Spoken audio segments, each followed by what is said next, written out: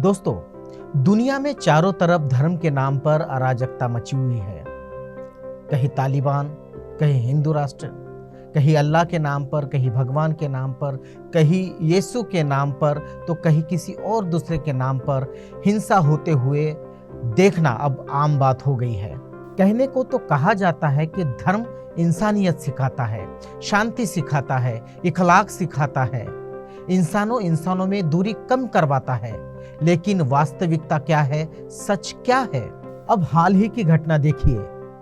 किसी एक धार्मिक पवित्र किताब को हाथ लगाने के जुर्म में एक मजदूर को काटकर टांग दिया गया। बांग्लादेश में मंदिर जलाए गए। इंडिया में धर्म के नाम पर लिंचिंग तो आम बात है। तो फिर ये कहना कि धर्म या धार्मिक किताबें शांति करुणा सिखाती है, ये तो बेईमानी होगा ना। जिस किताब में मानवता की बात हो और उसी किताब के लिए मानवता शर्मसार हो, इसे आप क्या कहेंगे? तथागत भगवान गौतम बुद्ध ने मानवता सिखाई और आज भी उनके शिष्य पूरी दुनिया में शांति, मैत्री, करुणा इसका पथ दिखाते हुए दिखाई देते हैं। ऐसे ही एक भिक्षु से पूछा गया कि कोई अगर आपकी पवित्र धार्मिक पुस्तक त्रिपिटक या किसी अन्य पुस्तक को फाड़कर शौचालय में कमोड में फेंक दे तो आप क्या करेंगे? बौद्ध भिक्षु ने हंसते हुए उत्तर दिया कि मैं सबसे पहले प्लम्बर को फोन करूंगा ताकि नाली चौक ना हो जाए।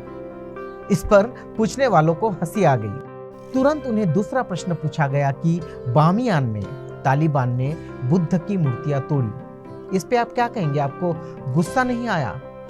तो बौद्ध भिक्षु फिर हंसते हैं और कहते हैं कि धम्म न तो मूर्तियों में है और ना ही प्रेस में छिपी किसी किताब में। धम्म हमारे दिलों में और उससे भी आगे हमारे व्यवहार में है, हमारे आचरण में। जब तक धम्म जिंदा है तब तक किताबों को फाड़ने से कुछ भी नहीं होता है। किताब अगर फाड़ी जाती है, जलाई जाती है तो उसे दोबारा बनाया जा सकता है।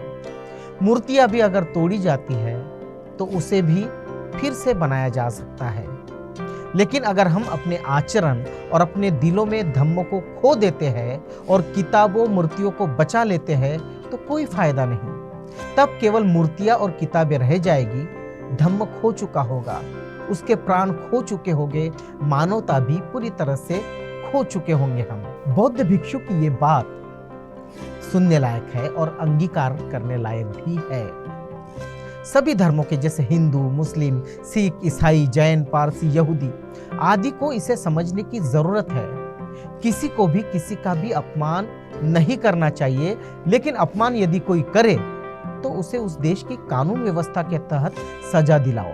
अन्यथा हमारी धार्मिक किताबों का अपमान हो गया ये कहकर क्या हम सारा देश जला देंगे? धर्म तो हमें शांति और प्रेम का संदेश देता है ना, तब हम क्यों अपनी किताब की रक्षा के लिए प्रेम और शांति को नष्ट कर देते हैं? क्या आप शांति और प्रेम खोकर उस किताब को बचा पाते हैं जिसमें प्रेम और शांति का संदेश लिखा था? तो भगवान बुद्ध ने कही ये बात और उनके शिष्य यानी कि उस बौद्ध भिक्षु ने कही ये बात सटीकता से आधुनिक युग में भी लागू होती है। शांति, प्रेम, सद्भाव यही दुनिया और देश के लिए, उन्नति के लिए जरूरी है। बाकी ऐसा कोई नहीं जो सच में धर्म की किताब पर चलता हो। तो शांति और सद्भाव, करुणा और मैत्री ही नई दुख रहित दुनिया का निर्माण कर सकती है। जय भीम, नमो बुद्धाय।